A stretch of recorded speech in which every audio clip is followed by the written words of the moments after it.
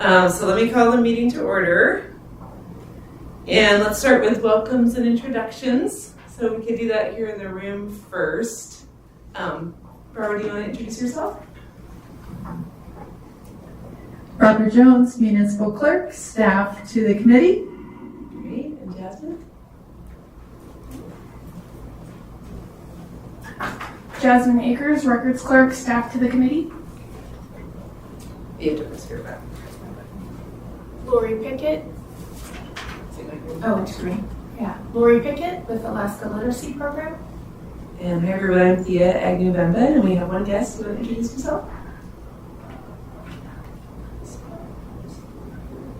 Okay, great, welcome. Okay, let's hear from folks on Zoom. Candace?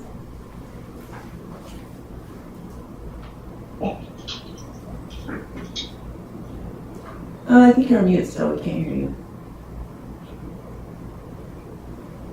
Candace, you're on mute.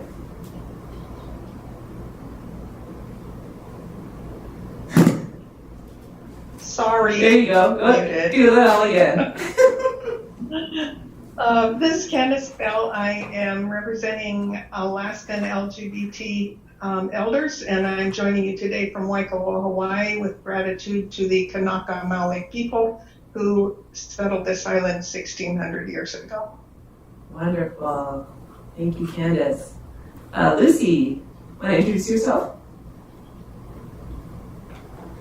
Hi, this is Lucy Hanson from the Polynesian Association of Alaska, and I'm in Anchorage. Great. Good to see you, Lucy. Joe Fong. Yeah, hi, this is Joe Fong, Medical Park Family Care here in Anchorage. Great. Thanks for being here. Key. Hi, this is Key, representing Korean American Community of Anchorage. Hi, everyone. Great. Thanks for being here. Andrea.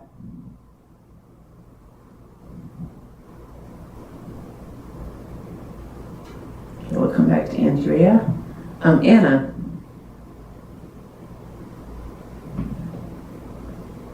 Hi, I'm Anna. I'm the supervisor in training at the Alaska Institute of Justice. Great. Teresa?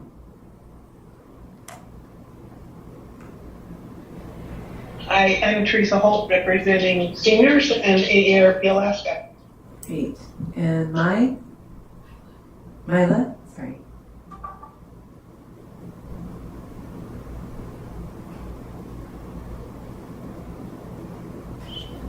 Mila, we can't, it looks like you're not muted, but we can't see you. I can't hear you, sorry.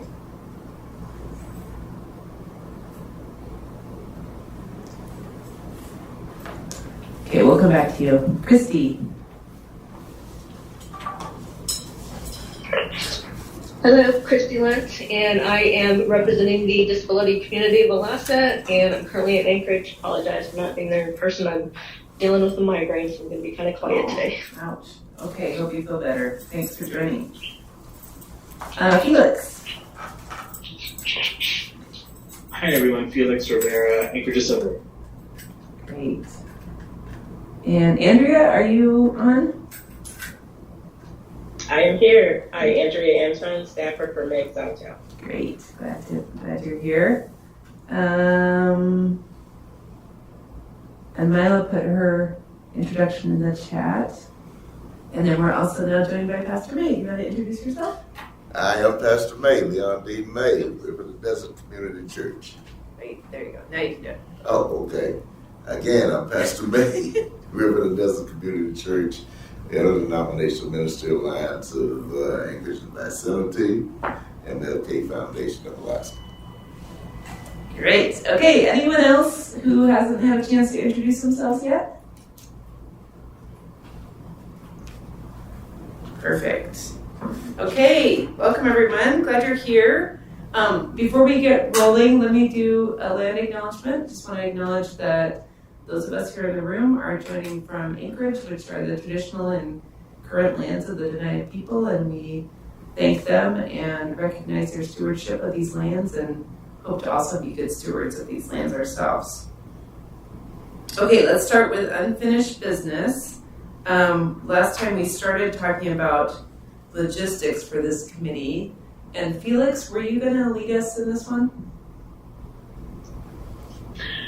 Yeah, so I think like I emailed earlier today, I'm just going to do a brief intro on the topic. I don't really want to get into too much discussion because I want to have a concrete legal opinion before. But basically, I am looking at a variety of committee logistics as it pertains to what type of, whether municipal or state laws this committee must follow and processes this committee must follow. So I'm looking at things like subcommittees and how subcommittees, some of the function and processes for subcommittees, because I know that's something in the charter that is spelled out for this particular committee. Looking at the Open Meetings Act and provisions of the Open Meetings Act, which are important for committee members to be aware of and to follow. Also looking at public records law and public records requests and as it pertains to this committee. And at the request of this committee, also looking at honoraria and the possibility of members getting honoraria.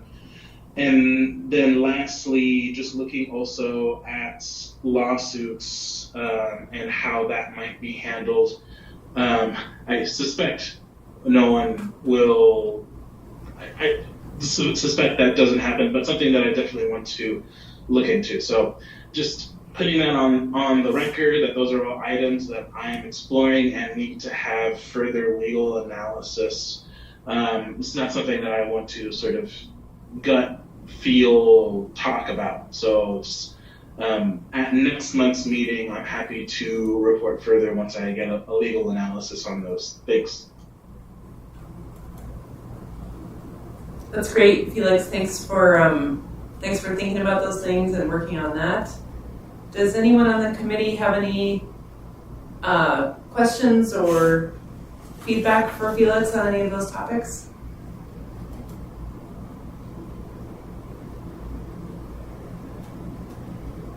Thank you for putting in the energy and time to look into that. Those don't sound like fun things to me, so I appreciate it.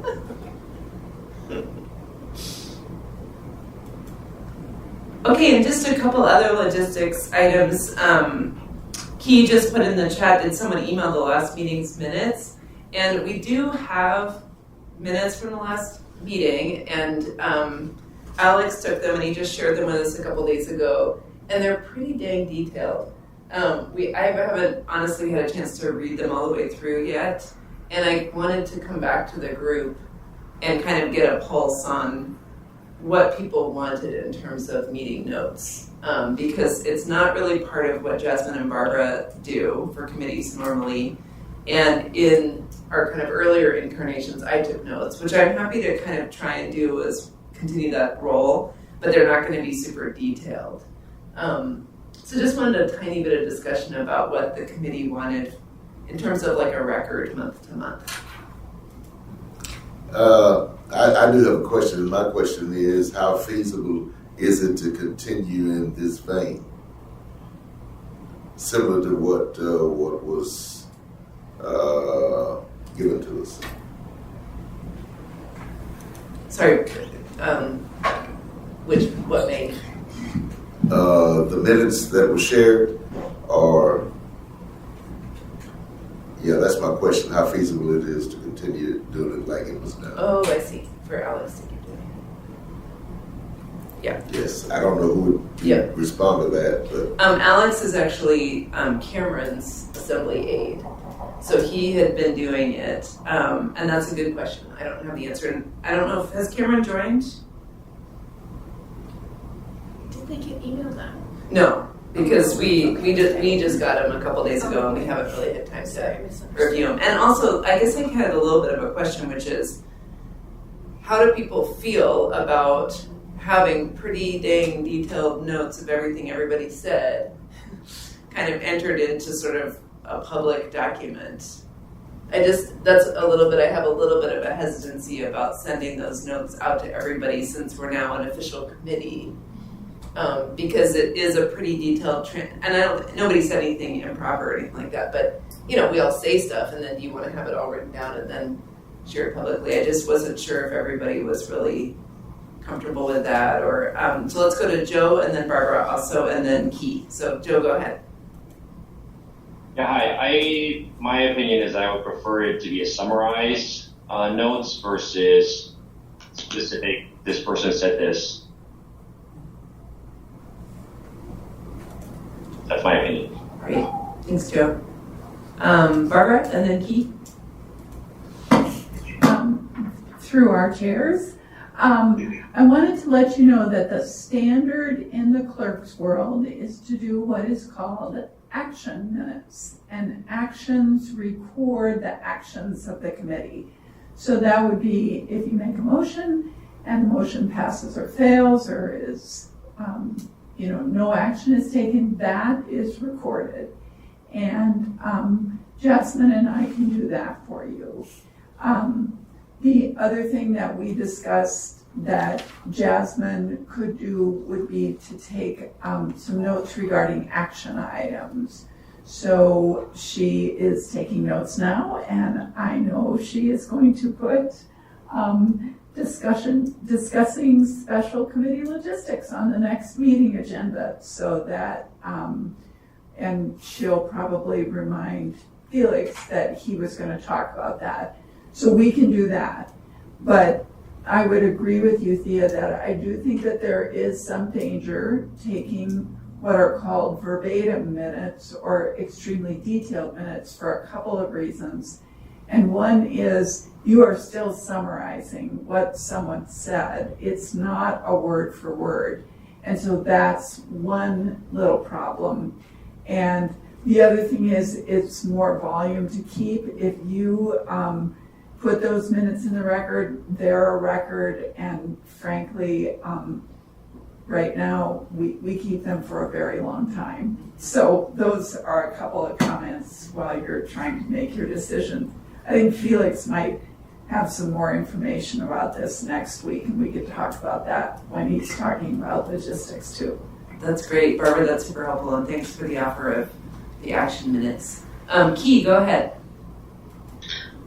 Yes, summarize the information. Ideally, the amount of transcript should be into one page. I would like to see who attended, any voting that took place, and any summary of lengthy or heavy discussions, any just the side discussions or anything casual need not be listed there. But if there were, any critical discussions, whether there was action taken or not, we would like to know about it. And just checking, Jasmine, does that sound like the level of minutes you're taking? Sorry, I'm going to jump in here. This is Barbara. Unfortunately, no, that is not the level of minutes that we can take. However, the recording of your meeting is also maintained, and I anticipate we created a website. The website has been created and it's up right now, and so it is possible that we could save the recordings on the website. So if someone wanted to hear those discussions, they would be available, but that wouldn't be the detail because we don't understand what's important to one of you might not be important to another, so we couldn't do that. Makes sense. Dr. May? So in essence, the whole meeting is being recorded anyway, and it will be put to the website in full. Okay, so for me, that kind of suffices, and that to go along with what's been shared, the attendance kind of thing, the action items, and I think those things are important. And but I guess we would probably have a lot more discussion relative to this following what we learned about public record laws. So for now, it sounds like what's on the table is what Pastor May just said, as well as the action minutes that Jasmine can take. And just to confirm, Jasmine, that would also list who's present, right? Yes. Okay, great. So is the committee okay with kind of moving forward with that? And then, like we said, next meeting when Felix brings more information about logistics, we can kind of cover it in more detail that if we want to. Does that sound okay? Sure. When I said anything heavy, if we spend like say 25 minutes talking about something, we can just notate, we discussed or whatever. We don't say who said what and that person said what, but I think if a topic takes that long, it might be good to enter it to the record or the minutes. This is Lucy. Go ahead, Lucy. I think it is important that we get the important piece out of our meeting, but I also think if it's already recorded and we can share that on the website, I think that would be good enough. And then we can pick out, if you're looking for some certain information through the meeting, then we can review the recording. I think that would be sufficient enough to my view. I know that it's going to be a lot of work for somebody to take notes and do all this stuff, but if the video is on there, the recording is out there, we all can go in and have access to that, correct? Because I didn't see any minutes from our last meeting on an email or on a website. I tried to search on all the meetings that we had. I didn't see that. Yeah, thanks, Lucy. That does sound right, everything you said. And yep, the last meeting minutes, like I mentioned, they were just super detailed, and we just got them a couple days ago, so I just didn't feel good about sending them all out. I wasn't able to review them all in time, and I wanted to just kind of get everyone's thoughts on this before we kind of put them on the record. And also just want to mention Junior's joined us. So Junior, do you want to just quickly introduce yourself? Hello everybody, this is Luau Junior Amabai, Chief Equity Officer for the municipality. Great, thanks for joining. Okay, one other logistics that we wanted to suggest. What would people think about just slightly changing our meeting time to 4:30 to 6? I know it reduces our time a little bit. It just makes it slightly easier for those of us who sometimes have to ferry kids from elementary schools at 3:30, which is both of your co-chairs. But would people be okay with that? And I guess if we have times where we feel like we need longer meetings, we could also schedule a committee meeting, or we can extend. But just wondering if 4:30 to 6 would work since we're going to be meeting monthly from now until we decide we don't want 20 more days. It's okay with me. Great, thank you. Was that you, Keith? Yes. 4:30 is great for me. Okay. Any objections? Awesome. Okay, great. Sweet. Okay, so I think we're done with committee logistics unless there were any other logistics people wanted to bring forward. Great. Okay, now it's time for updates from committee members. So we'd love to hear about any events, any news, any issues you're hearing about in your communities that you think the committee would benefit from hearing about and maybe even discussing a little bit. Who would like to start us off with member updates?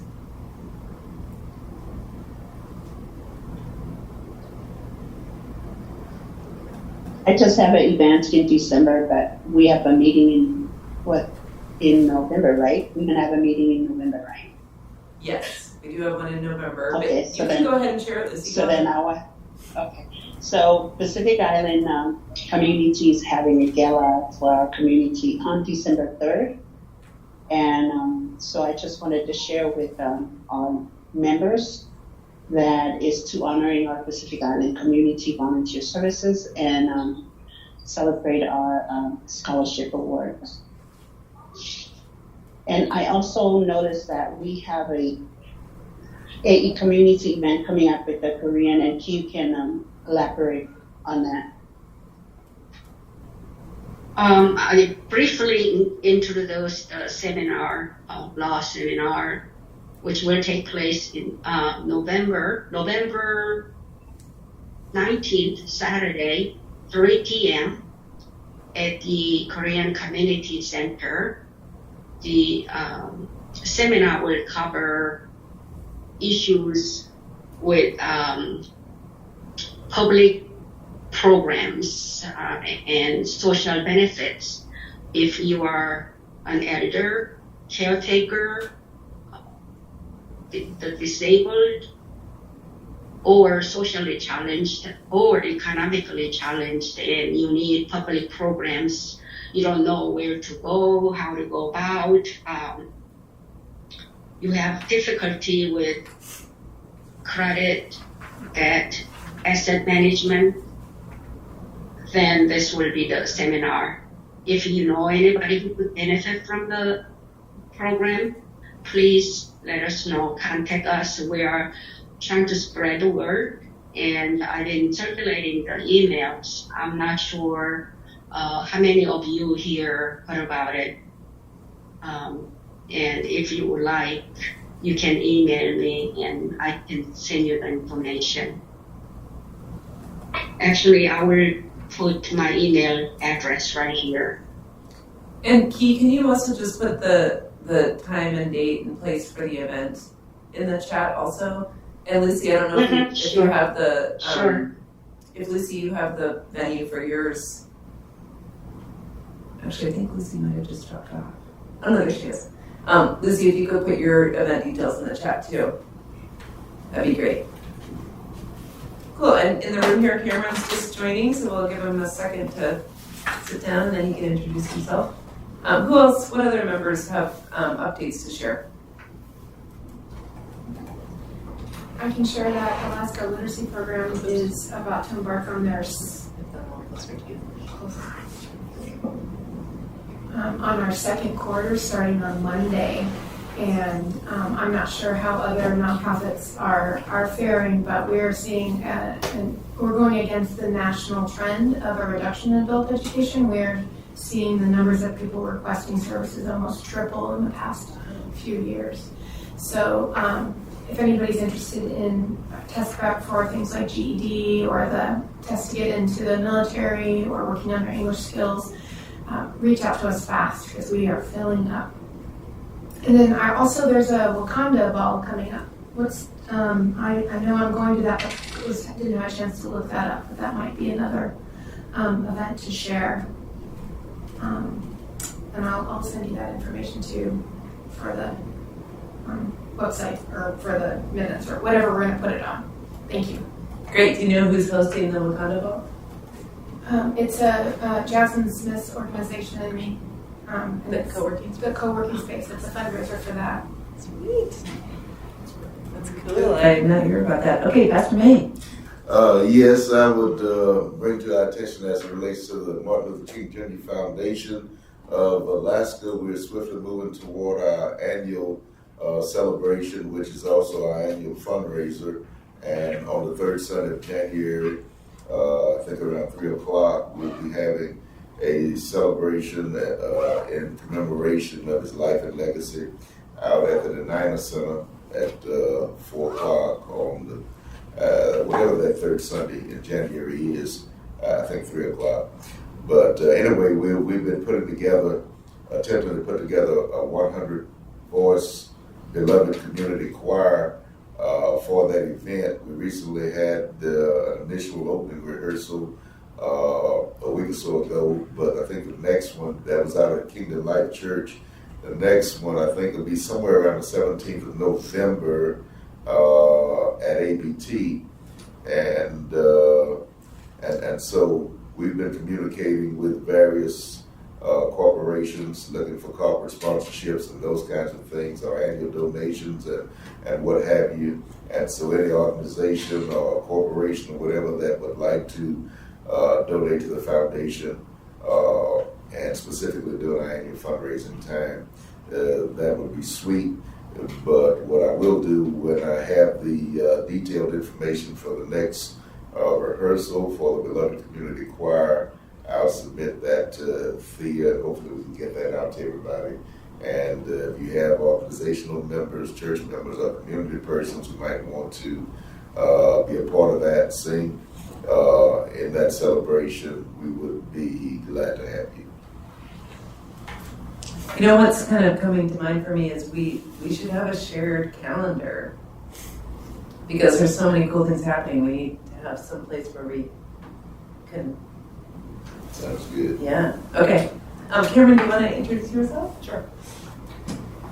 Hi everyone, I'm Cameron Perez-Rodilla, member of the Anchorage Assembly representing the West Side. It's really good to be here.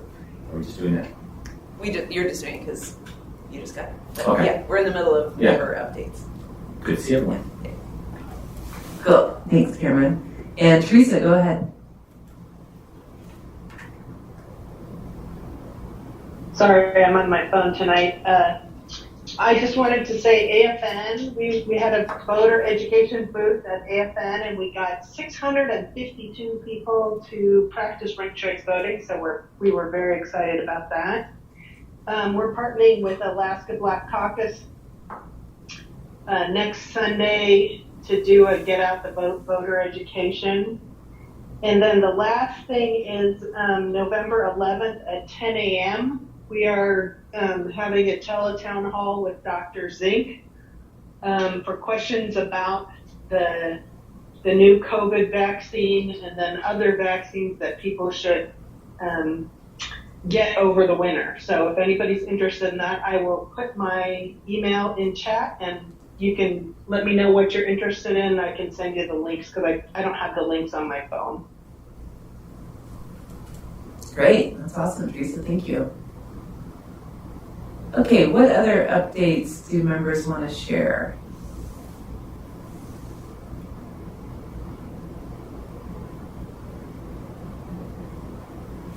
Any more?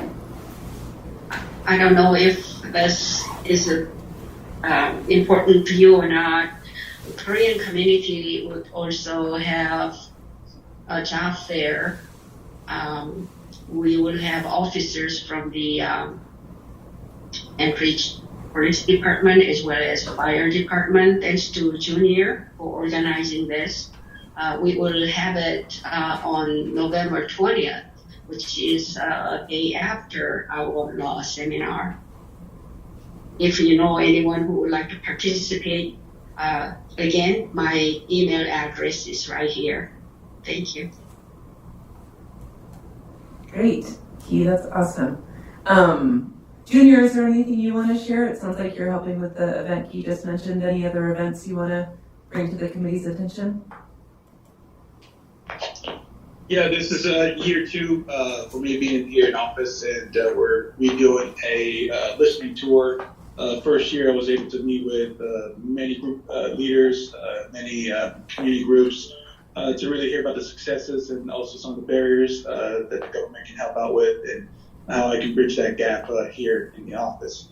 This year, if anybody has any organizations, groups that would like to take part of that listening tour again, please feel free to reach out to me. I've already met with a couple groups that are in here already. Would love to meet with everybody. A little different this year. We're adding the mayor within those listening tours, so they have the opportunity to sit at the same table with the mayor, and he'll be able to sit and listen and hear about the different stuff that need to be addressed in our community. So, thank you. That's great. Thanks so much. Can you put your email in the chat also in case people want to reach out to you? Absolutely. Great. Thank you. We'd love to have you come visit Alaska Literacy Program, so I'd be happy to send an invitation. Great. Any other? Teresa, is your hand still up, or is it up anew?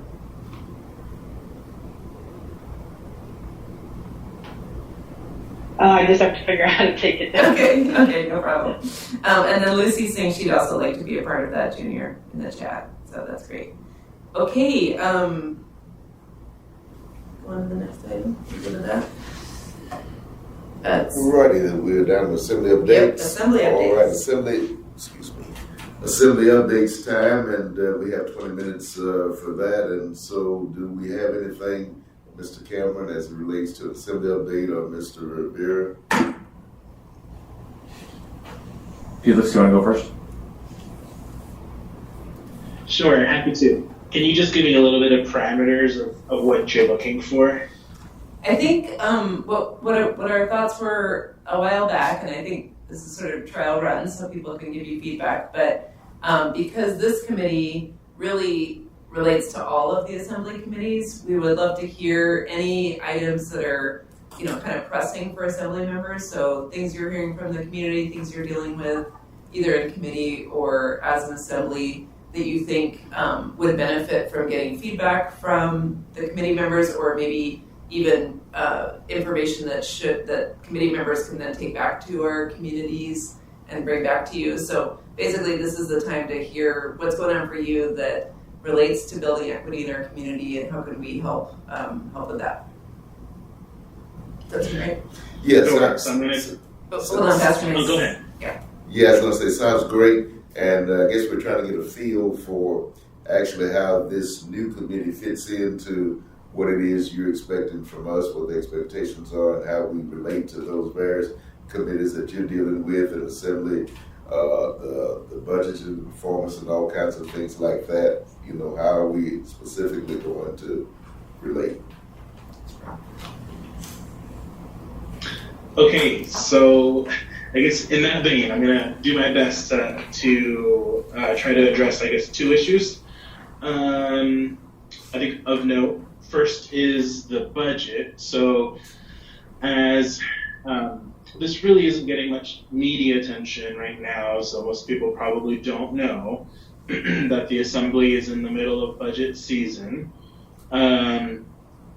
So the Assembly had its first step back a little bit. So the Assembly received the budget on September 30th, and we've had so far 2 work sessions on the budget, which are recorded and online for anyone interested in reviewing those. We had a public hearing on the budget on October 25th. Unfortunately, no one actually spoke to the budget at that public hearing, so we have a second public hearing, which is normal. We always have 2 public hearings on November 9th. So if anyone wants to come and speak to the budget, that'd be great. I think in terms of something I know some members of this committee are particularly interested in, which is body-worn cameras.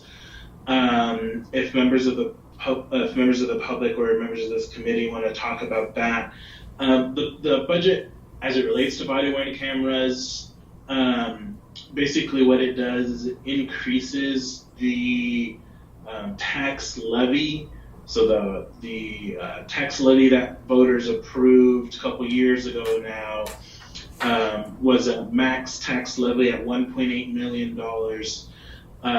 Last year, the administration proposed in the budget just levying 1.5 out of that $1.8 million for all of the body-worn cameras and all of the various other IT needs of the police department. They are proposing increasing that from the 1.5 to the full 1.8 million. So I think that's the only sort of detail specific with the budget and body-worn cameras. Otherwise, I think another issue, sort of equity-wise, that this group might be interested in with regards to the budget is the mobile crisis team. So and perhaps you're speaking about this later on in the agenda when you discuss crisis now, so I won't go too much into it, but essentially the administration is proposing moving funding for the mobile crisis team from the fire department, which is just currently housed in that department, to the police department, and doing some type of combo. I don't have a full clarity yet. The Health Policy Committee will be discussing this next week, but doing some type of combo of the mobile intervention team and the mobile crisis team, So that is something that the Assembly is still getting details on, but that might be something this committee is interested in. Those are the two things I could think of with regard to the budget. The second thing I wanted to talk about was homelessness. So as folks likely know, because there's been much more media attention on this than on the budget, the Assembly recently approved changes to the emergency shelter plan. So the plan as currently laid out includes Brother Francis Shelter, includes Covenant House, Sullivan Arena, and the new addition was the Alex Hotel, 55 rooms there for non-congregate shelter. And then Beans Cafe is on the emergency shelter plan, but that's not activated just yet because of some technical issues that we don't need to get into right now. And the latest vote that we took on homelessness recently was with regard to the Navigation Center. And the Assembly did vote 9-3 to not approve the contract amendment, which was before us, which was basically a $4.9 million contract amendment to continue moving forward with the Navigation Center.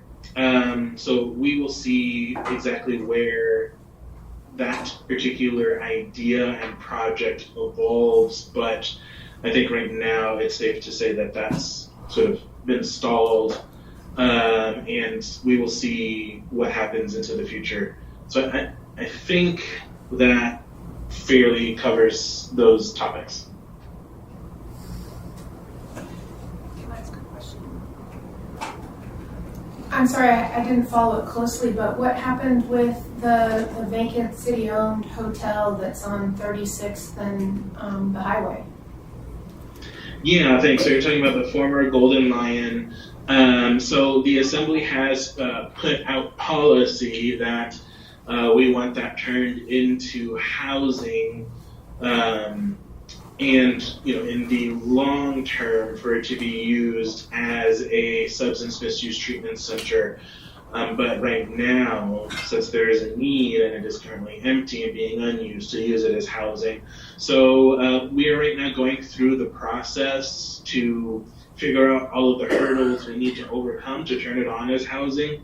The Assembly passed a resolution on Tuesday to begin that process, which starts with the use determination. So that's a Title 21 sort of technical, how is this facility going to be used? And so we passed that to ask the planning department to go through that process to determine how the facility is going to be used, which likely is going to be as a rooming house, which is exactly how the guest house, which is another permanent supportive housing, workforce housing project downtown, is being used. Then from there, I think there are a variety of other issues that we're going to have to deal with, and we've asked the administration to basically guide us on what those issues are and work with us to overcome any of those issues. I suspect, me personally, that it is going to take 2 to 3 months to get through all of those issues and turn on the Golden Lion as housing.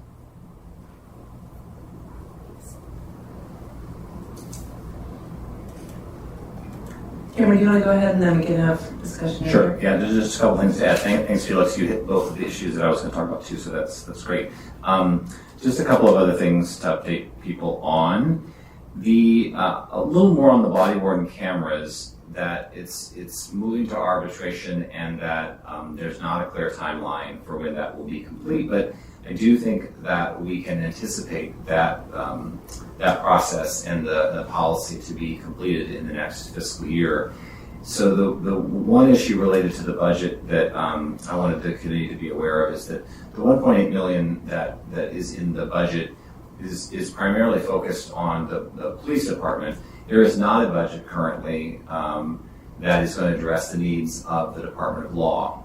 The Department of Law is going to need a significant upgrade in their capacity to manage this level of data and video. And so one thing just to be aware of is that there's some conversations happening now about trying to increase the budget for the Department of Law to ensure that when the policy does get finalized, that's not another roadblock, that we don't hit another roadblock, that we don't have funding within the Department of Law to make sure that this moves forward. Just a couple of other things real quick. The lot of discussion happening around the port, and that would be a good thing for this committee to follow as well. And finally, I'll plug this, but I'll talk about it a little bit later. One of the things that I would really, in terms of how this committee interacts with the other committees, is once the charter is set, then looking at a set of priorities for this year. What are the things that this committee really wants to tackle this year? And there's a really wonderful resource that folks should look at if you haven't seen it. It's GARE, and it stands for Government Alliance on Race and Equity, and it is a website that is rich with resources for doing this kind of work in a municipality. And they are working all over the country with municipalities on both ends of the coast. And there's just a lot that is there that could be really wonderful to think about how to shape some of the work of this committee, and even thinking about potentially having someone from GAR come and present, thinking about sending somebody from this committee they have an annual conference. But it really is and from my perspective, as I think about the future of this committee and about how it can begin to shift some things that are happening within the city, there's no need to start from scratch. There is a lot of resources out there, a lot of toolkits and guidance that could be really useful. So I really want to encourage the committee to consider that. Thanks. Thanks. Great suggestions. Okay. Anybody have just like preliminary questions or comments on what Felix and Cameron just shared? And then maybe we can just go through each of the big issues. But anything, questions or comments, just generally? Yeah, yes, one of the things I think Felix mentioned was, and that's relative to the mobile crisis team, crisis now, whatever, that made a mention about a move from being attached to the fire department, moved to the police department, and what was the rationale behind that for that particular move, if I might ask? Yeah, thanks. So I think it's just a policy decision that the administration made. I think part of it is, I don't want to speak for the administration, but I think part of what they would say is efficiencies is probably a word that they would use, and I don't know if there's any other word that they might use. Okay, and then I had one other follow-up relative to the body-worn cameras issue, and yes, that is a concern amongst many of our communities, specifically minority communities. And I do understand that there is arbitration, moving into arbitration going on and what have you. And the last thoughts that I had, the last insight that I had relative to that was the arbitration would be centered around how the use of the cameras would work with the police department. In other words, one of the questions that I have is they were kind of wanting to, from my understanding, and I could be totally wrong in this, from my understanding, the police department side, police union or whatever, they were kind of wanting to use or have access to the information of the cameras collected in reporting, using that to disseminate their reports from that or whatever, versus letting the information go out and then it be determined what's really going on here versus, to my mind, what it would be sort of like is, okay, I get a chance to look at it and then I would write my report predicated upon that, and I don't know if it's in some kind of way it might be a hindrance to the process in my mind's eye. But I'm thinking that's kind of what the arbitration was centered around, and I could be totally wrong, but I'm trying to get some fact finding here. No, I appreciate the question and your thoughts around it. That's exactly what the arbitration is centered around. It's centered around the ability for police officers to review video prior to delivering their report. And across the country, there are various levels at which police officers have access to it. So the most likely, the range is, no access to the video, to full access to video, and then there's a lot of middle space about some kind of limitation to it. And so that's what the discussion's about. There's my understanding is that the conversations are respectful, and that they're open, and that they're going into this discussion in good faith. But that's the crux of the issue is access to viewing the video prior to producing the report.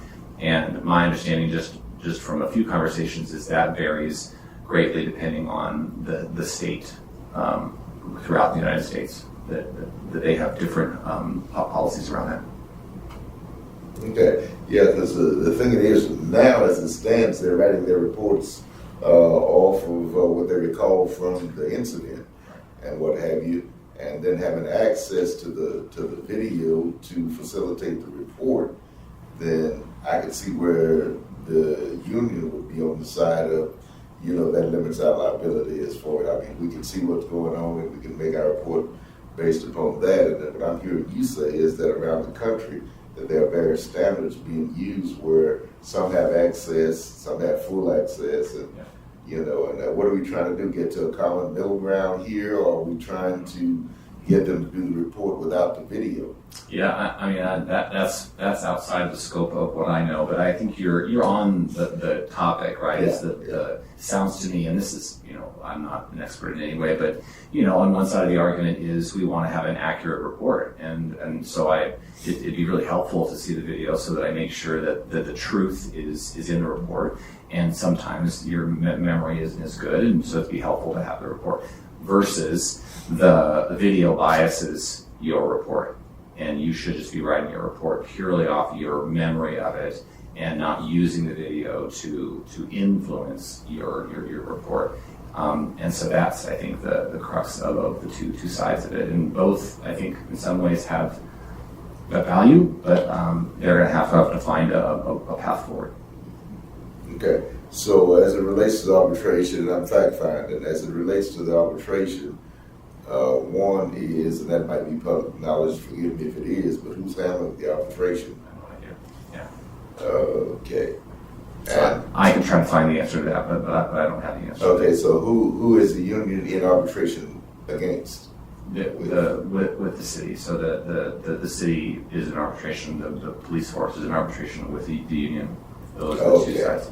Okay, the police force and the union, of which some of the police force belong to the union. Yeah. Oh, okay. May I step in on this? Because I think it's important to sort of understand the two parties. So the one of the parties, because I think I'm hearing you say police force. So one of the parties is the Anchorage Police Department Employees Association, which is the union. Right. And the other party is the municipality, which includes the police department, the Department of Law, and Human Resources. Okay.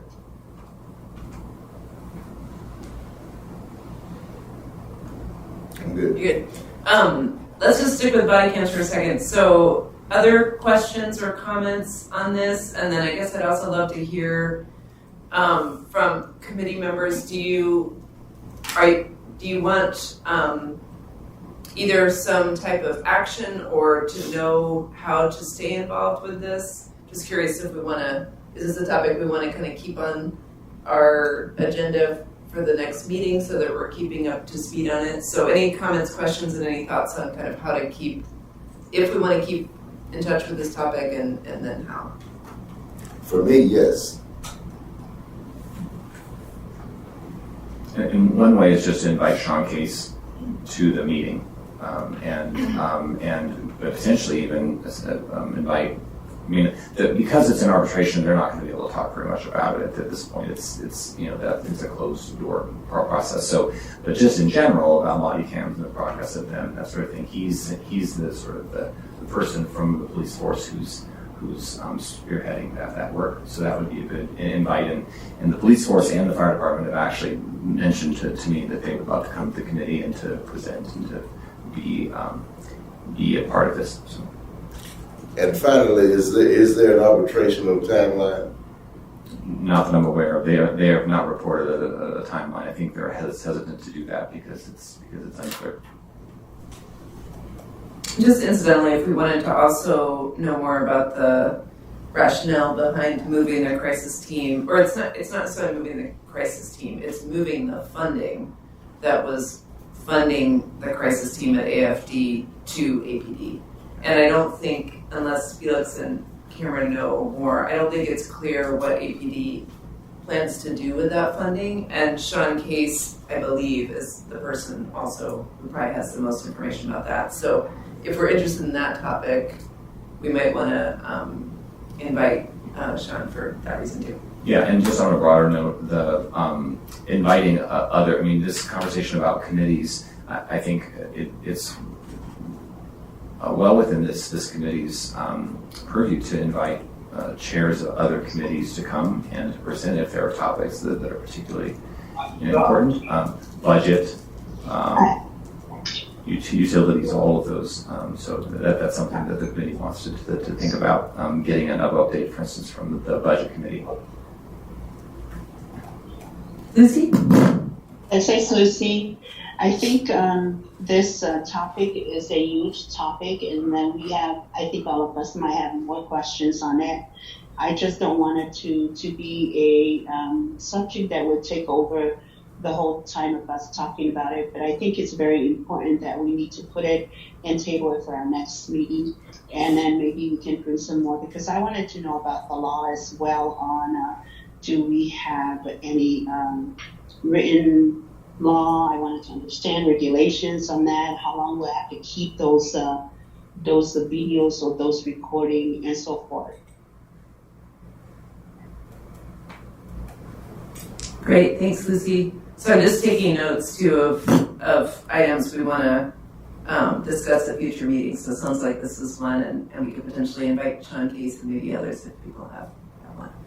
Any other thoughts on the body cams?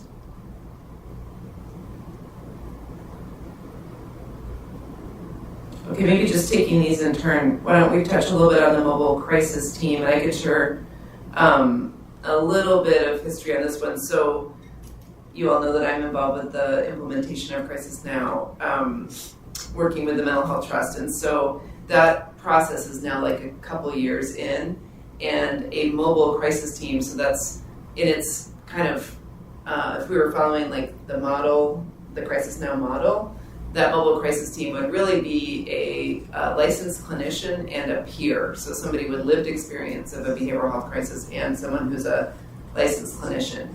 In Anchorage, the fire department already had a team doing similar work, not so much behavioral health, but similar work. And at that time, Jody, who was the fire chief, was super supportive of this, and they had funding to put into it. So in Anchorage, we decided to go with what's called a paramedicine model, I think is the correct term, where you have a paramedic and a clinician, and they go out and respond. And so funding for that came to AFD from alcohol tax monies. And so now that team's been operating and they've been sharing data and doing a good job, and they share data with this committee. They're probably maybe a year in now. And just recently the administration decided to make this switch of moving that funding from AFD to APD. So that's just like as much sort of factual background that I have on it. And then, as Cameron said, I think it's next week, the Health Policy Committee will be focused on this topic. So just curious, do people want to have questions or comments or want to discuss this now? Yeah, I guess my question therein would be this, because my concern earlier when I raised it was whether or not the housing of the Crisis Now team would be moved from AFD to APD. Because they were being housed, as I understood it, at AFD. And so since the funding moves, are they physically going to have to move the housing? So I think that that's unclear at this point. I think that there's the only suggestion at this point is that the funding is moved. The logistics of how that actually would play out is partly what's going to be discussed next week. But the challenge is that the people who are part of the people who are funded through it are Anchorage Fire Department employees. Yes. So they can't be moved to the Anchorage Police Department. So this is part of the challenge, is that there's been there's been a great deal of work to build this program up and to hire people and to get it started and to produce data and all of this. And so part of, I think, the pushback from some members of the Assembly and others on moving this is that it's just getting started. And so the process of actually trying to not only move the money, but what are you going to do with staff and who's going to be hired and what is this going to look like and all of that. So I think those are all questions that need to be asked. So I have a question or semi-comment as well, is that there is a difference for how it feels when you're interacting with somebody from the fire department versus how it feels when you interact with somebody from the police department. And one is there to help you, and one is there to help you but also enforce laws in a way that have great consequences. So for me, the perception, even the perception of changing the departments, would really have impact on community trust.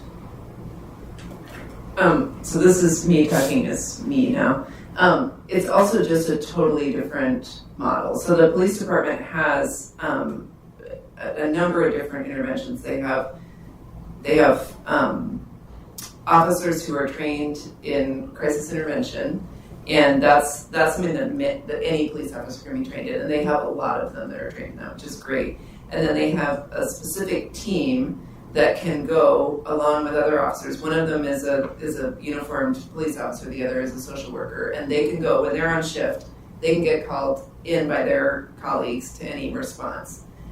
And so, but the point of a mobile crisis team is it's an alternative to police. So the way that this works in places like Phoenix that have it up and running really well, that team, like I said, it's a clinician and a peer, and they have lots of different choices about how to respond. So if there's an interaction that where, a person is armed, for example, the police go to that. They don't send this team, right? So but sometimes the team might get dispatched, they might get there and be like, ooh, this is scary. They work with the police, they can bring the police along. But most of the time, they go, and with their clinical skills and as a peer, they help de-escalate the situation, and they don't need an armed response. Similarly, sometimes they might say, hey, this person has a medical need, we need a paramedic, and they'll call them in. So I think what's important to know is that the point of having a mobile crisis team is to have an alternative to a police response in a behavioral health crisis. And if you look at the data, when we look at why people of color are overrepresented in being shot by police, many, many times those incidents are sparked by a behavioral health crisis. And there are some very tragic and well-publicized events where, there was a man in Buffalo, New York who was psychotic. He was having a psychotic break. And his brother called for help because he was running around in the winter with no clothes on, and he ended up shot, and this, I don't know if people came to the demonstration a couple of years ago, maybe in front of APD on the subject, but probably 5 different people spoke, and many of them spoke about, I was suicidal, and the response I got was APD busting my door down. And I'm not saying anything against APD. They're doing as well as they can with what they have. But the point is to have a non-police response. And again, I think Sean Case has great, he's been to Phoenix, he knows this model. Ruth and Tanya, who are the team that they have at APD, they're great. And I think the building the capacity within the police department to handle behavioral crisis is great and needed. And we also, if we're going to implement this model, would have a non-police response. And if I might speak to that, that was the premise from the beginning, is a non-police response. And to Laura's point, when you think in terms of someone responding, whenever 911 call goes out and paramedics are having to go somewhere, you always see AFD along with it, kind of thing, and it presents a whole different dynamic when versus and we had a whole lot of discussion about this previously. It presents a whole different dynamic when the blue shows up versus AFD along with some response. Lucy, go ahead. Sorry, that's loud.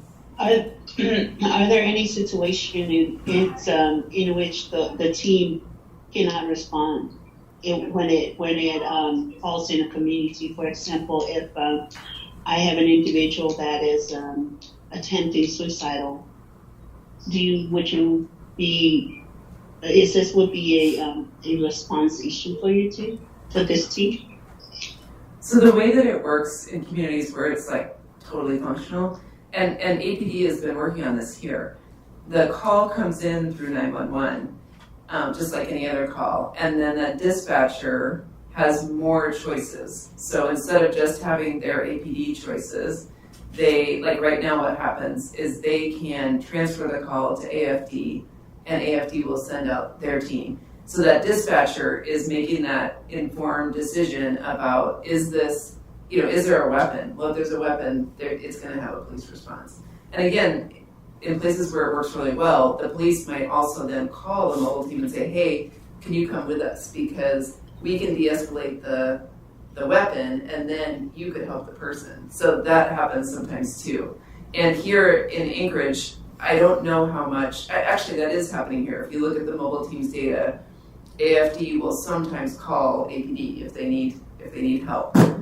So it's just really adding more choices, and the teams that are just the clinician and the peer, that dispatcher wouldn't send them out if there was a weapon or if it was unsafe in certain ways. And they have a whole triage criteria for deciding how to do that. Okay, thank you. Is it open 24/7? The call line? So in Anchorage, the APD dispatch is starting to also use, so that's 911, and that's absolutely 24/7, and they're also starting to divert calls to Alaska's Caroline, which is also 24/7. So when they have somebody who calls 911, but really they could be better served by the Caroline, then they can divert the call there if they choose to do so. That's 24/7. The mobile team that we have right now at APD is 12 hours a day, and the funding, I mean, what they, in an ideal world, what that team would like is to be able to go 24/7, and they were asking for funding to do that. So now if it goes to APD, I guess right now we don't know what APD would do with the funding, and AFD would presumably not have funding for their team. Okay, thank you.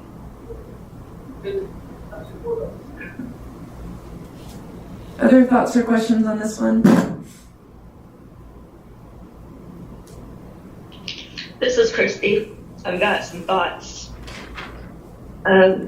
Just speaking both, personally and professionally, because my background is in behavioral and mental health, I definitely want to know what the rationale would be for moving it from the fire department over to APD, because I also agree that there's that perception there when you have a police officer on scene, the dynamics can be completely and totally different and can change almost on a dime compared to when you have someone there that has more of the behavioral health training, and it sounds like APD can still be called in if it becomes an issue that they need to get involved in. So I'm not quite understanding why we need to move it over to APD.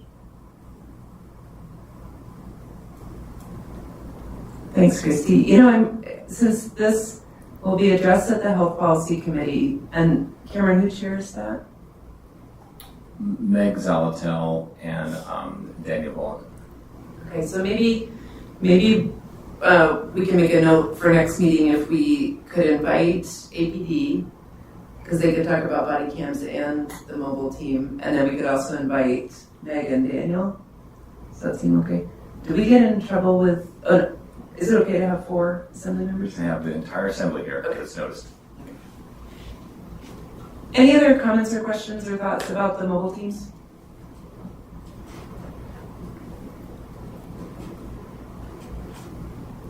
Okay, do we want to talk a bit about homelessness? Lori? Oh, sorry, I thought you were pressing your button. No. Well, I'll press it. I was just really curious how this isn't the topic, but you brought up ports, and I didn't know if you were just saying it was a big topic at the assembly, or if you felt like there was something specific to this committee that we should be thinking about.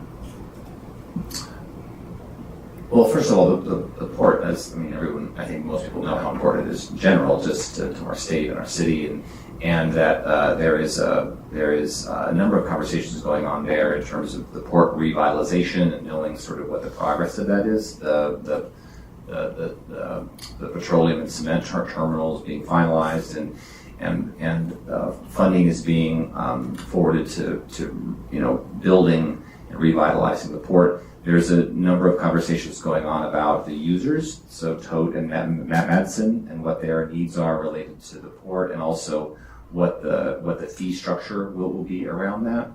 And so I think it's just generally a good sort of issue to follow, and because it impacts all of our lives, and fees related to the port revitalization end up coming back to all of us through the products that we buy. And so in a time of costs going up, I think that's important. So nothing specific, just a major issue for our city that is good to stay on the radar of this committee, and at some point maybe having the port come and do a quick presentation on kind of where they're at. It'd be really good to know sort of the history of this a little bit, and where it's at and where it's going, because it's going to impact all of our lives.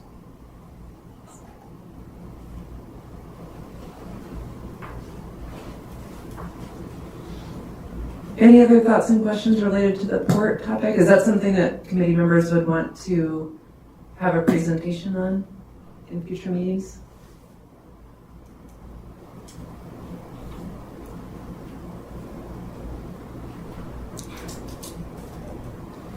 Yes. Yeah, good, because I felt like maybe I was alone in my interest there.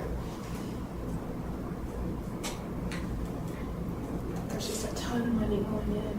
Yeah. Great. Okay, let's go to homelessness. Felix mentioned the emergency shelter plan, where they're adding 55 beds at the Alex Hotel, and then hopefully bringing Beans Cafe on sometime soon. And that Beans. Huh? Great beans. Yeah, Beans Cafe. And then that the Assembly decided not to approve the contract amendment for the big proposed sprung, what's it called? Sprung what? Sprung form. The low barrier shelter and navigation center on River Millmore. Yeah, in the new construction, basically. And then also talked a little bit about the Golden Lion, and that should be coming online in 2 or 3 months, and that'll be for housing in the short term. I guess a couple of questions. One, is homelessness a topic that you'd like to track on this committee? I'll just speak for myself. I would. And 2, what are you hearing, or what are the concerns that you're seeing in your communities that we should be bringing forward on this topic? And then do you have any other questions or thoughts on the items that the assembly members brought forward?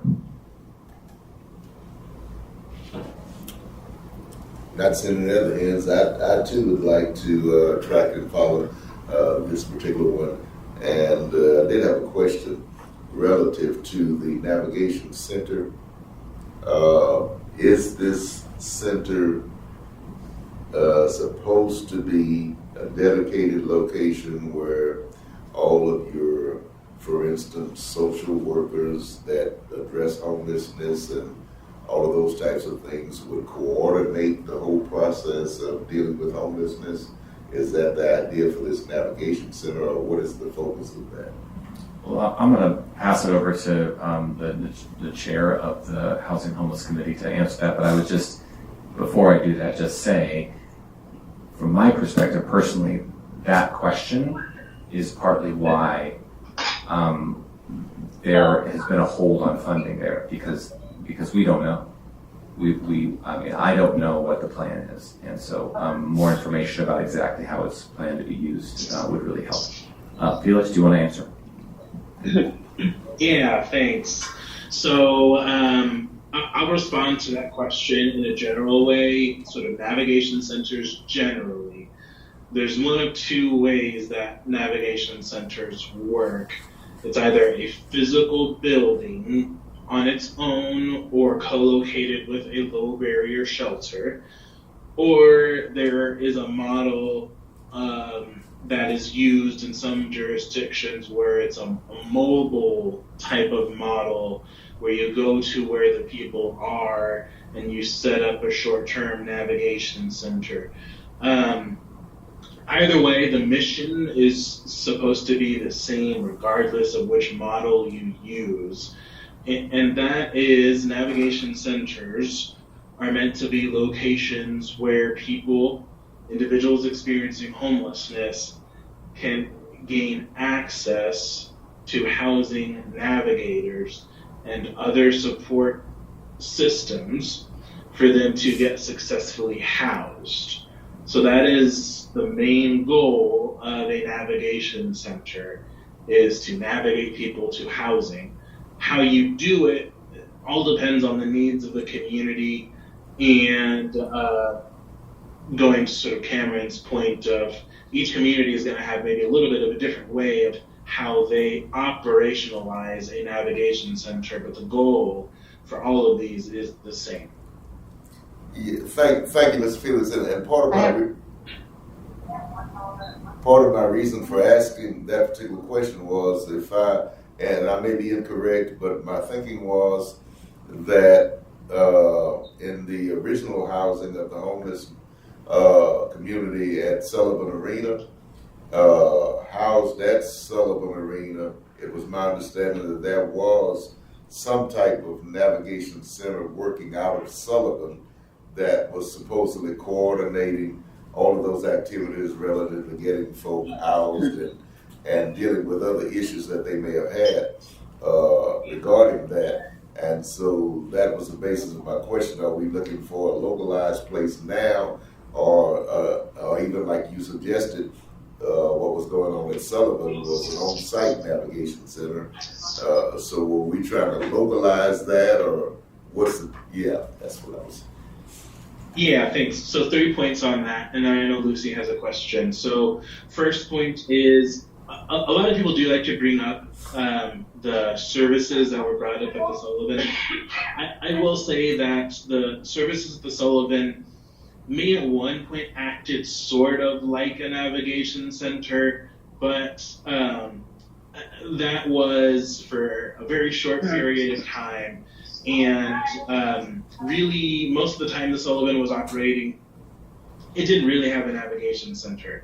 Not really. Not like what we think of as a navigation center.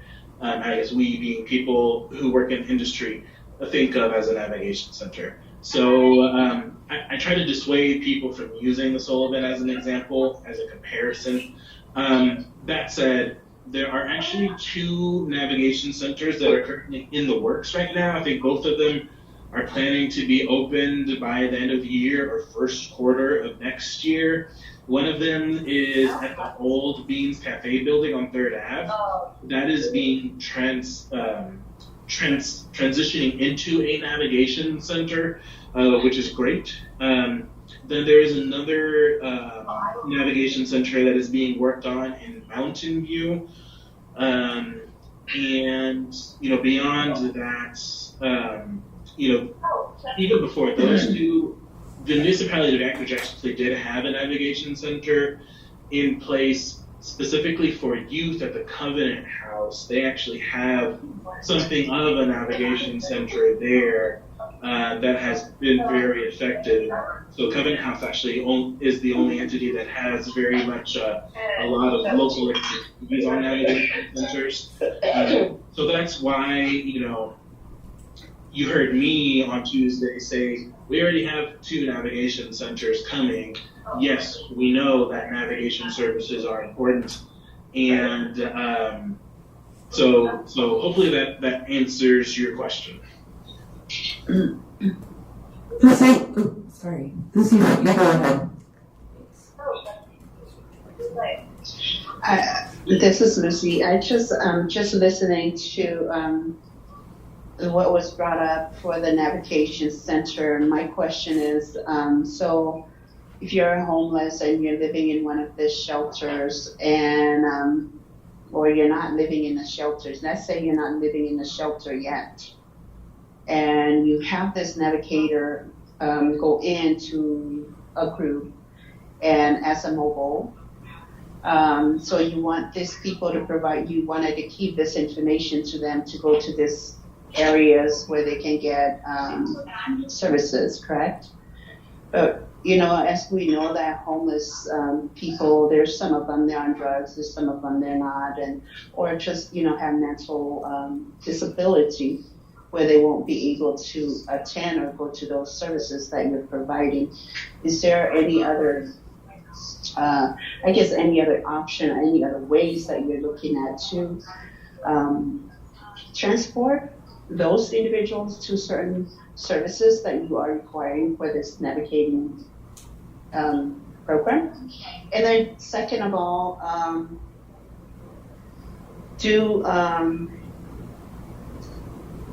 I forgot my other question, I'm sorry. I'll come back on it. I'm sorry, but that was my first question. Do you have a plan for transporting those people to get those services? Because if we look at it, yes, we can give them the information, but how is that information can be used if they don't go? Felix, do you want to go ahead and then I'll go after you? Yeah, thanks. So I guess I just want to make one point of clarification, and that is that no services are required for people who go into a navigation center, because I think I heard that word, maybe I misheard. Apologies if I did. So if you go to a navigation center, you're not going to be required to get services. You will, at any typical navigation center, you will sit down with someone who will do intake, who will walk you through the various services, and they will help work with you to develop a plan to get you into housing. Because that's why we are a housing first city, because we know if we want to deal with substance misuse treatment, with mental health, with behavioral health, the first thing that we need to deal with is housing. And then we can deal with all of these other issues that are important for us to deal with, but housing needs to be the first issue that we deal with. That said, transportation is really important, and it's actually something that the Assembly has funded through a pretty extensive contract that we funded with the Anchorage Coalition to End Homelessness in July, which it's still working through the process to actually get those dollars to the coalition.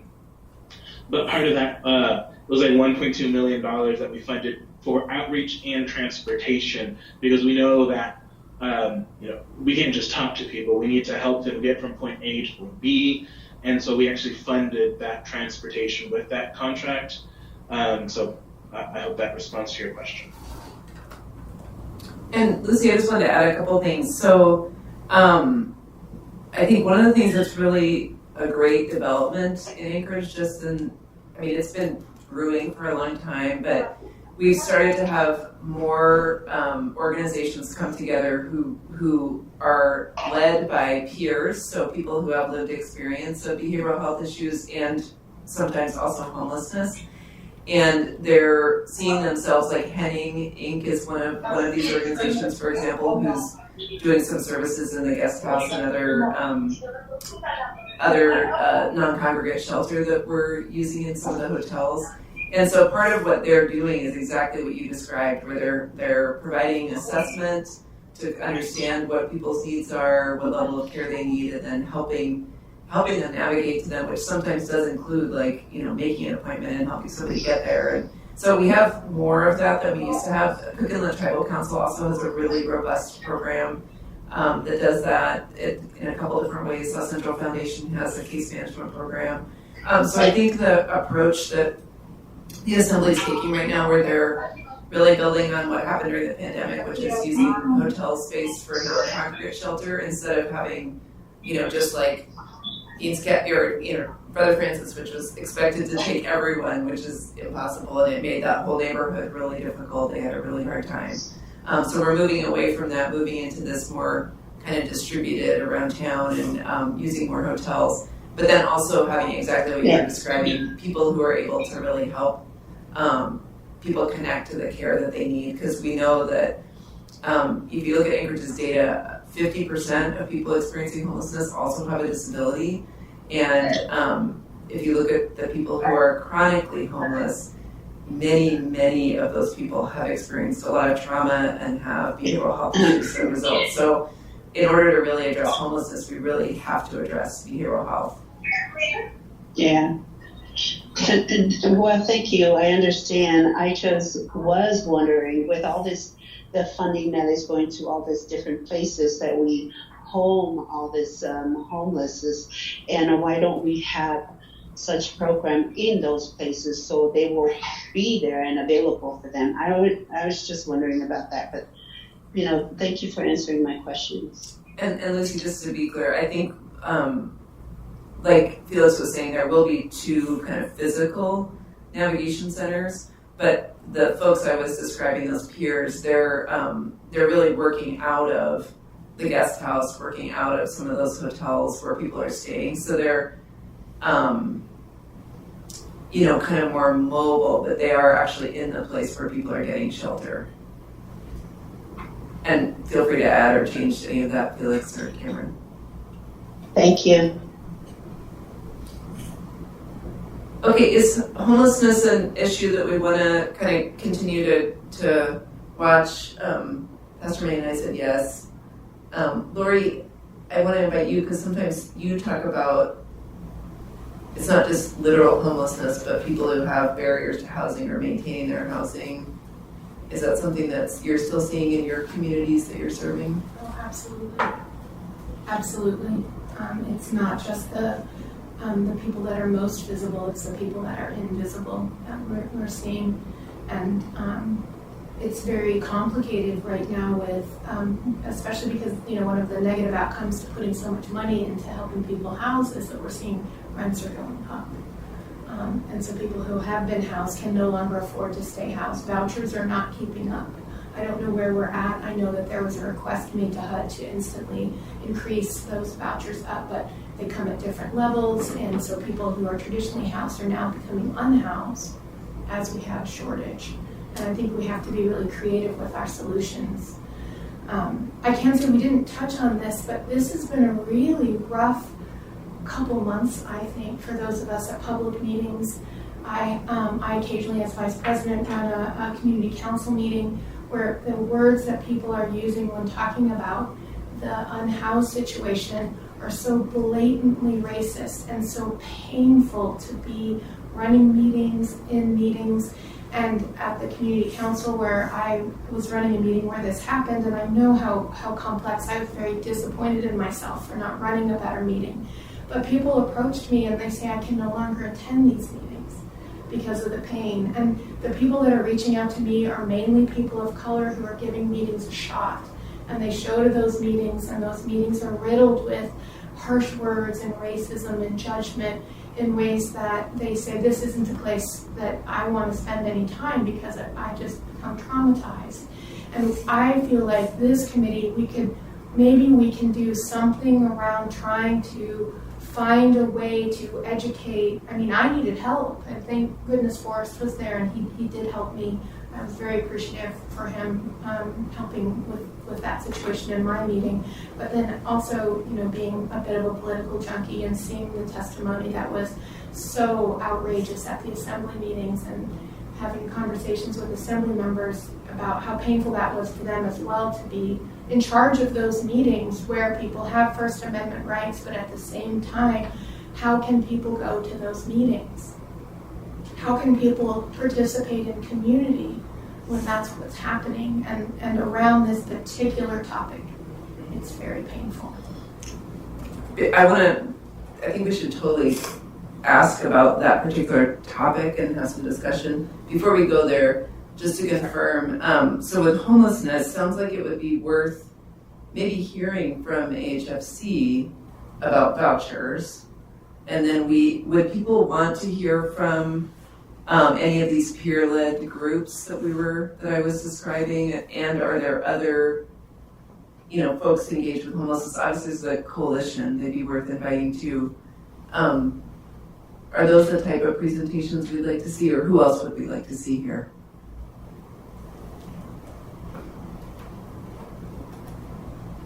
Somebody who would interest me is one of the developers from Cook Inlet Housing Authority, since they're the largest developers.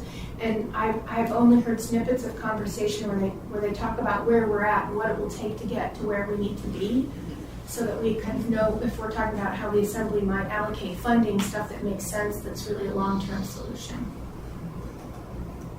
That's a great idea. And actually, on that topic, Anchorage Community Development Authority, and they're helping with some development as well. And one of my colleagues works closely with them. So we could maybe just have a little panel around affordable housing development. It might be really cool. Yeah. And I'd like to throw in, I feel like the definition that we use for unhoused isn't good enough. I'd like maybe to advocate.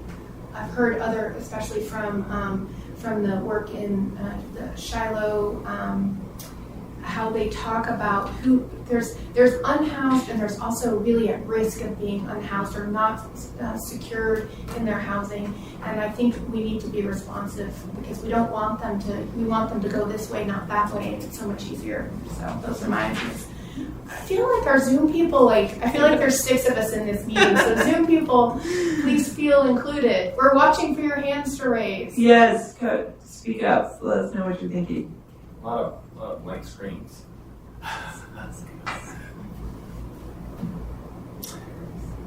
Well, sounds as I'll fill the air. I guess I just want to circle back to a comment I made earlier, and that is that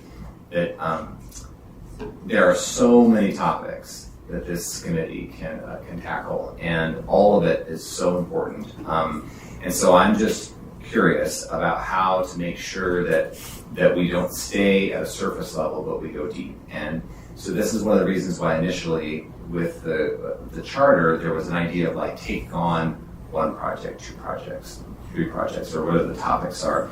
But I guess I would go back to my comment about this resource, Government Alliance on Race and Equity, because it feels like that if we have the race and equity lens, or just equity lens, however you want to, if that lens as it relates to these topics, then that would really help as the Housing and Homeless Committee comes, as the all these folks who come, the Health Policy Committee, and really framing your engagement around this around equity. How are you addressing this? How are you addressing that? How are you ensuring when the budget comes, talk to us about how you're addressing equity within this budget.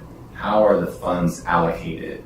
How do they impact communities differently? I mean, what these kinds of questions And then getting to at some point getting to some policies. You know, is there a policy that this committee wants to look at related to the city? And so those kinds of things. I'll give you another example. I'm starting some work with member Clint Davidson and the Ombudsman on naming panels, on how things are named in this city and the process you go through. That in itself, to me, is a perfect example of how do we end up with the names that we have, and why is it so difficult to get some names on streets or buildings that truly represent this city in its entirety. And it's because of the system that we have. It's the system, and so that can change. We can change that. We can do it in a different way. So I just wanted to share that I think that all these topics are so important, so vital. But just thinking about how we go deep, and also how we really stay focused on equity as a focus. I was just going to say, I think what's tricky for us to figure out how to do what Cameron just said is that all the topics we've talked about so far today, you know, body cams, which is about policing, mobile crisis, which is about how do we address behavioral health crisis, homelessness. Those are all issues that disproportionately affect people of color because of historical trauma and systemic racism. And so I guess it's hard to figure out how do we, like one option is we focus on those topics because of the disproportionate impact, because we know that the way we're tackling them now, I mean, it's not working, right? It's still disproportionate. But that is like downstream of what Cameron just described. So it's always hard. How do you address what's happening today, you know, as well as really change the system so that we do something differently? Tell me the magic.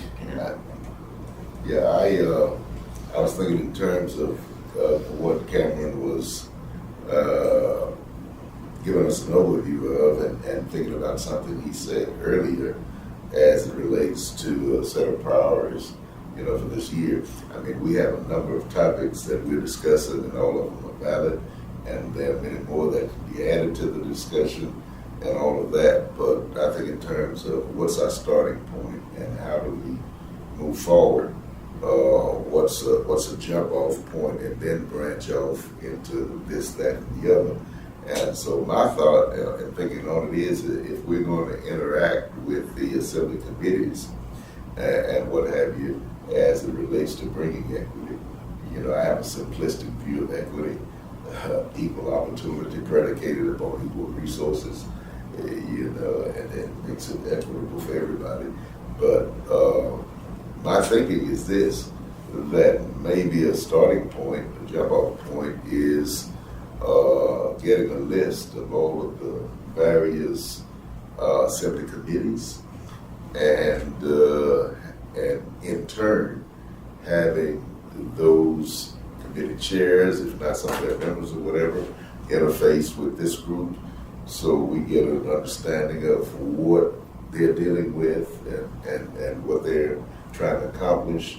And once we get that, then we can understand how to jump off into this, that, and the other. That's just my thought of it. Oops, Felix, go ahead. Great, thanks. So not to belabor what other people have already said, but you know, I think for me, you know, I really do want this committee to be effective and efficient in the work that it does, and to be very successful. And so for me, you know, the way that I have been sort of thinking about this in the back of my head as we've been going through this meeting is, you know, it's not as important sort of the list of topics that this committee wants to discuss as much as it is important to talk about the what, right? What does the committee want to get out from these conversations. And I think that gets to a little bit of what Cameron was talking about, which is what is the equity lens that this committee is using in these discussions? And because otherwise, I can imagine you all will get the same sort of, no offense to anyone listening to this recording, but some of the same boring reports that the assembly gets. But I don't think that's exactly what this committee wants. I think it wants to dive deeper. And so I think the function is more of how and what you ask for versus, I think all of these topics are great, but how and what you ask for I think is going to be more important. And so having that discussion, I think, is going to be critical for this committee to be effective. Thanks. So, I just want to bring up one example to me that was just interesting with this committee, and I think maybe helps think about what do we want. So when we had the mobile team from AFD come and join us, that was a few months ago. In some ways, they did kind of start off giving the same presentation that maybe they give in other places. But I remember Taffy made a comment about the fact that they still wear blue. It's not, I guess it is a uniform. It doesn't look like a police uniform, but it's still blue. And I remember that Mike kind of a little bit disregarded Taffy's comment and talked about sort of how they selected the uniform and said that lots of people really like it. And then after they had signed off, we had some more conversation about it. And that's really just stuck in my mind because to me that was such a good example of the type of feedback and conversation that kind of probably would only happen here. There's lots of other places that they would present, and that question wouldn't even have come up, And so that's kind of I think about if we invited Sean Case to come, we wouldn't, I don't think, invite him to come and just present to us. We'd be saying hey, the body cam and the funding for mobile teams is an important topic for us. We want to come and talk to you and actually generate ideas and make sure you know the concerns of committee members. And I don't know where to go with that, but I think it's really good what Felix just said is what do we want? What do we want? And I guess the other thing I'm wondering too from what you said, Pastor May, is should we actually try and have a little strategic planning session maybe at the end of this year, which is not too far from now, so that we do have some kind of a framework or priorities or something for 2023, because we could probably ask Cameron to facilitate us. He's good at that. Well, I really also liked Cameron's idea about maybe we can do a dive into how others are doing it well. I just looked up his website that he suggested so that I could have that. So that for me, it's easier to not, invent the wheel, but to be who's got the wheel that's really running well, and what can we really take and apply, and that's faster to me. And for me, I don't really get a sense of what's our power here. How can we, we see the system is broken, how can we get in there and really do something? It's one thing if we have a conversation where we're no, we don't think the uniforms are going to be really feeling all that welcoming to the people that we interact with, and we did a survey and people love them, and we're yeah, we know surveys, we know the same 50 people that take those, right? So, and they didn't change, they weren't oh, okay, we'll think about that, maybe we'll try not wearing a uniform. We didn't use our power, we didn't impact that, and we all saw it and felt it, we're all I was thinking exactly what Taffy said and was grateful that she said it. So I don't know, that's kind of, I think we have to figure out exactly how we're going to function and be efficient and powerful and dig into these issues and shake things up. That's why we're here, right? Right. I want to be brave. Yeah, and the other example was a gentleman came and talked about a survey that was done, and it was clear that survey did not incorporate a large percentage of the population here in Anchorage. And so I would agree that I think we want to avoid someone coming and doing the same old presentation. And I think that or, coming and just saying, give us a couple of ideas about something we're already doing.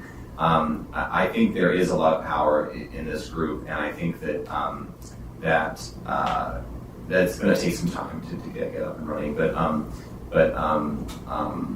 having an opportunity to ask difficult questions of processes that are kind of our routine, I think about it. And also ask for data, right? Where is the data?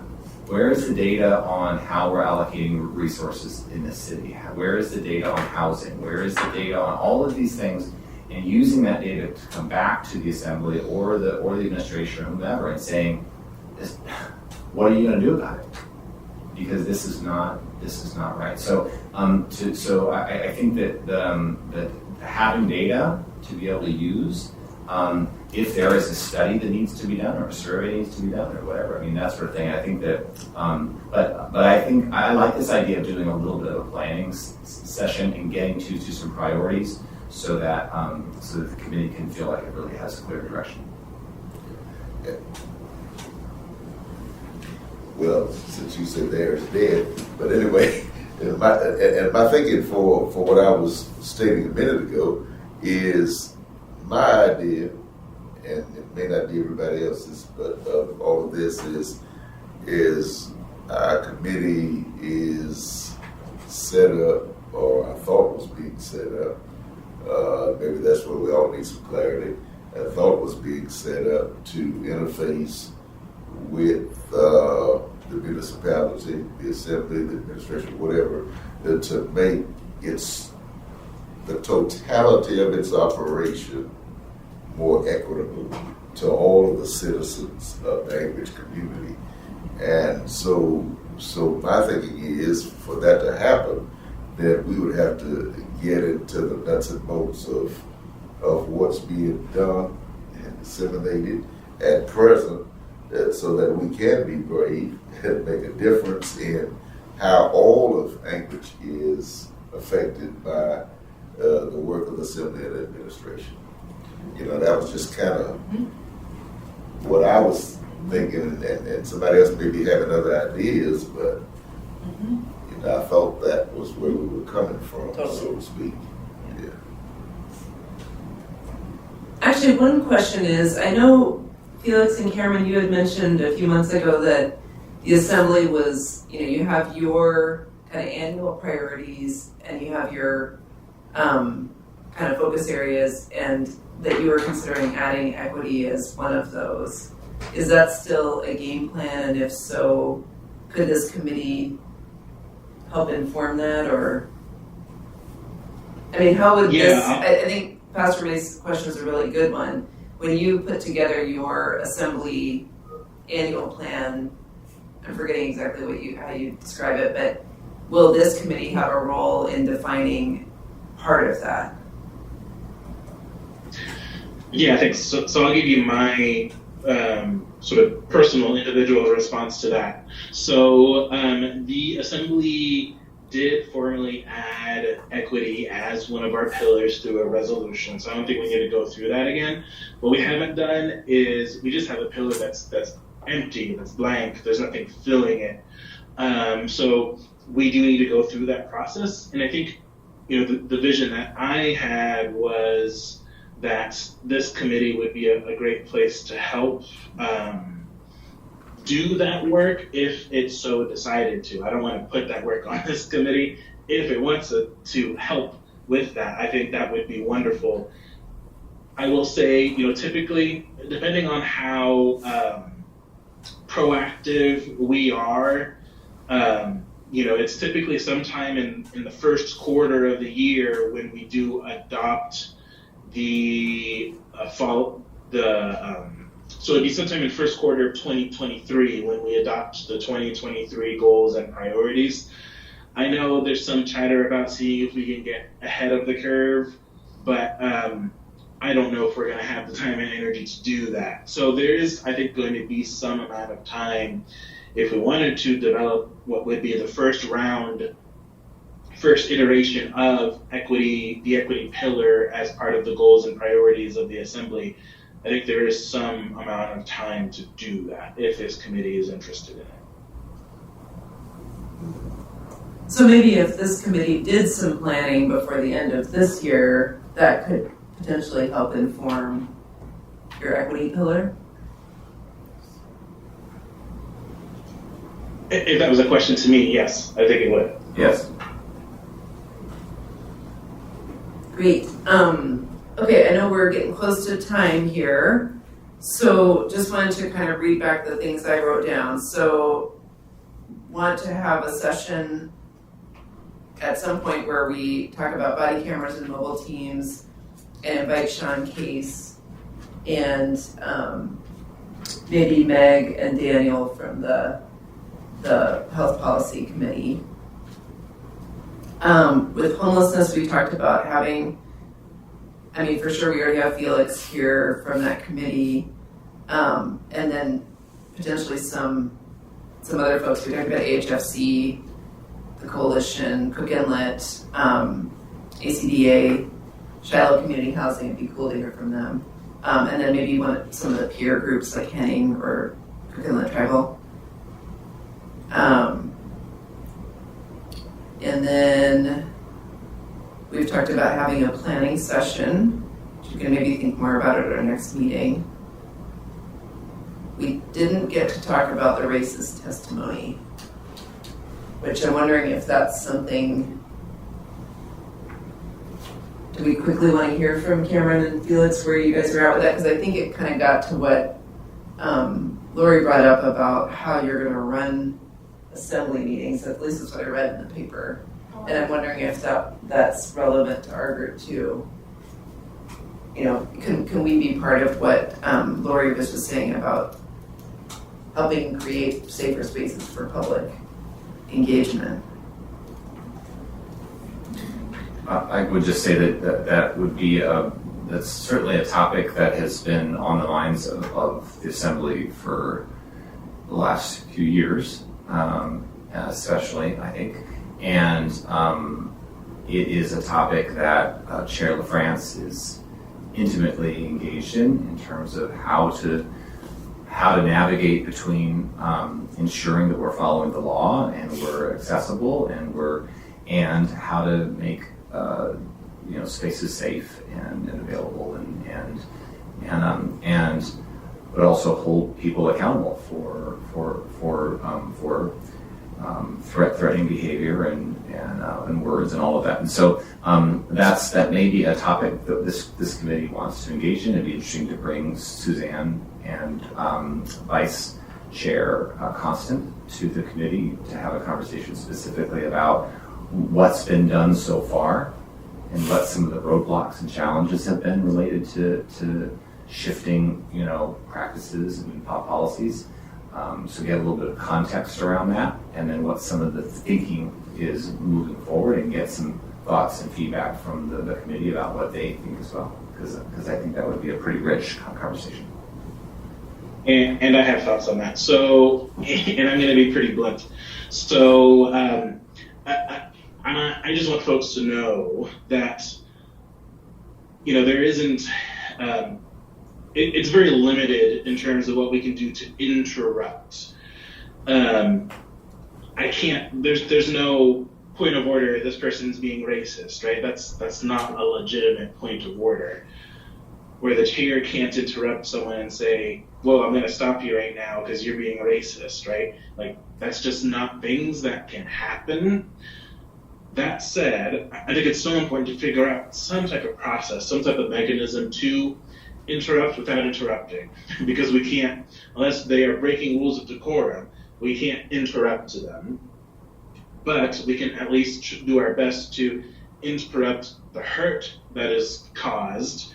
And I think there are, at the time, right? Because I think what sometimes happens is we might wait hours later to try to address the harm at closing comments of the assembly meeting or during the debate on that item could happen hours or days later if it's a really contentious item that has days of public hearings in a row. So how do we address that without letting it go on for so long? I think the Assembly would love to get advice on that because it is something that we dearly struggle with. So the latest advice that I have given my colleagues, I don't know if I don't think it's advice I gave my colleagues, but it's advice that I just put out there during a Alaska Black Caucus Sunday conversation was, I think usage of a point of personal privilege may be the best sort of process-wise way for us to interrupt and address something without interrupting someone's First Amendment rights. That said, I think it would be great for this committee to have that discussion.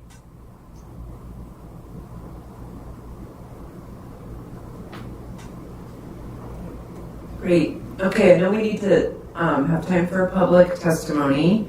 So I am happy to work with Jasmine just to record kind of the main, just make sure that we kind of have a clear record of what we said we wanted to do next. And then I can work with Pastor May and Felix and Cameron just to think about who we want to invite at the next meeting if everyone's okay with that. Yeah, okay. Any kind of other committee comments or thoughts anyone wants to share before we go to audience participation?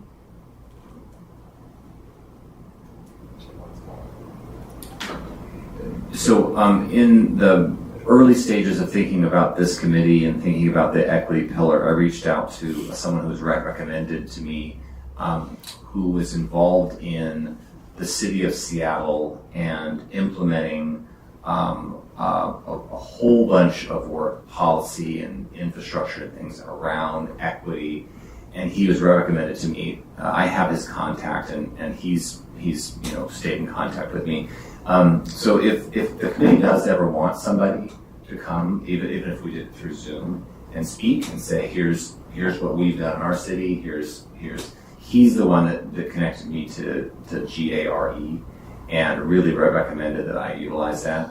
But he's not the only one, there are others out there, but that's something to consider, is to the point of many people made, not starting from scratch, having somebody come in and say, listen, rather than having you guys spin your wheels for a year, why don't you just take this model or use some of this stuff that other people have done and try it, or whatever it is, so that we wouldn't, so that we have some good advice moving forward. And I'm happy to reach out or connect with you guys.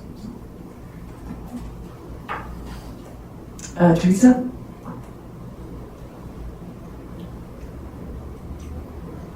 So I would love to have a presentation from that group that you're talking about. I think that would be really helpful, just to see what resources are out there and what we could do. And then I guess my comment is we have to be really careful not to go an inch deep and a mile wide and not get anything done, because this group from the very beginning has been a group of doers. And I think we'll just lose people, and people won't want to come if we're not actually making a difference. Yep, totally true. Thanks, Teresa. Also, just one last thing on GARE, the is it Government Alliance for Racial Equity? Yeah. So there's a really great conference called Facing Race that I went to in Detroit probably like four years ago now, but it's happening live in November in Phoenix, and GARE is usually a huge part of it, and they have a whole track. It's actually happening the first week of November, so it's probably unlikely that any of us will get to go. But I've seen their presentations, they're just super awesome, and I wonder too if we could even get somebody from there to work with us if we wanted some more training. Yeah. They have an orientation on December 6th at 1 p.m. At where? November 6th? It's online. Oh, cool. Okay, neat. Okay, that's another thing we could do, is just send out some resources for that. Okay, unless there's anything more from committee members, I'll just ask if there's any audience participation. Hi. Thank you for being here. Great. Anybody online who hasn't shared yet and wants to? Pastor May, any? I'm good. You good? Okay. Great. Go ahead. Do you want to come up? No, sure. Yeah, do. I'm aware that. Huh? Just come on up. There you go. Hi. Sorry, I'm like a member of the public, and I was just really curious about. Just go ahead and give us your name so Okay. Hey. My name is Matt Pasillo. I'm just a member of the public. I was really curious about municipal governance, like how it works. So sorry if it's weird that I'm here. It's not. But like one of the things, probably like two different things that I was thinking about. I guess the first thing that I have some concerns about is mostly with regard to like crisis now and the implementation of that, and also the eventual implementation of, I think, the crisis residential centers, the bill that Matt Crane put forth. The one thing that I'm concerned about is like regarding transparency around it, and just like what is this actually going to look like for the people who need it and are experiencing mental health crisis, because that's something that I was really worried about. Like, what is this actually going to look like? Where's the accountability? Sorry, I'm like all over the place. So yeah, that was a concern of mine. And then also, with regards to these meetings, I know that they sound pretty wonky and pretty weedsy and very much about policy. And it seems like there's a lot of professionals there, but sometimes it might be a good idea to have people in the community who are actually like affected by it. Because like I'm someone who has experienced homelessness before, and I feel like I might have a different perspective than maybe you guys might.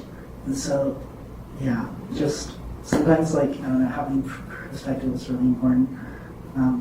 And that's it. Sorry. Thank you. Yeah. Good. Thank you. No, that's great. And that's the whole point of this committee, is to represent as many different lived experiences as possible. So part of what would be great too is just if we can encourage more of our members to come in person, I think, because it's really nice to be together. It's it's great to have Zoom as well, but the more we can all be together, I think we'll have good conversations. Okay. With that, thank you so much. Thanks for being here. And we'll see you next month. Take care, everybody.